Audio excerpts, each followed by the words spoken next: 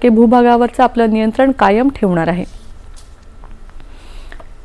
भिवंडी महानगरपालिका क्षेत्रातल्या गंगारामवाडी परिसरात काल रात्री उशिरा एक 4 मजली इमारत कोसळून 9 जणांचा मृत्यू झालाय।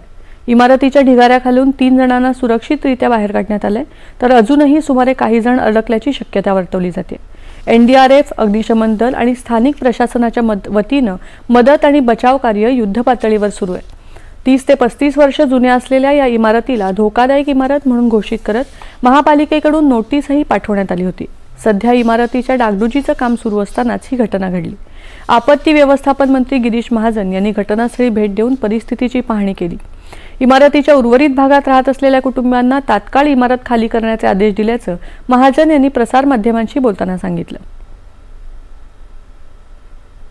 निकषानुसार 4 लाख रुपये 5 लाख रुपये त्या ठिकाणी जाहीर केलेले आहे। माननीय मुख्यमंत्री मोदयांनी ती जाहीर केलेली आहे। त्यांना सगळ्यांना प्रत्येकी मृताच्या मागे ही रक्कम या ठिकाणी तरी मदत विचारात त्या ठिकाणी दिली जाईल। अतिक्रमणाचा प्रश्न हा खूप गंभीर आहे आणि भिवंडीमध्ये तर खूप मोठ्या प्रमाणामध्ये आहे।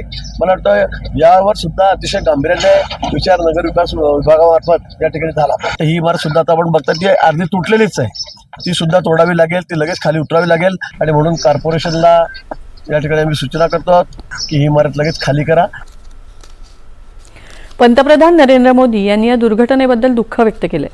पीडितांच्या कुटुंबियांसोबत आपल्या सहवेदना व्यक्त करत असून जखमींच्या प्रकृतीत लवकरात लवकर सुधारणा व्हावी अशी कामना करत असल्याचं पंतप्रधानांनी म्हटलं। पंतप्रधान राष्ट्रीय मदत निधीमधून मृतांच्या कुटुंबियांना प्रत्येकी 2 लाख रुपये आणि जखमींना 50,000 रुपयांची मदत देण्याची घोषणाही पंतप्रधानांनी केली आहे।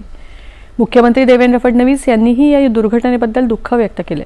या प्रकरणात तात्काळ गुन्हा दाखल करून दोषींवर कठोर कारवाई करण्याचे आदेश मुख्यमंत्र्यांनी महापालिका आयुक्तांना दिले आहेत।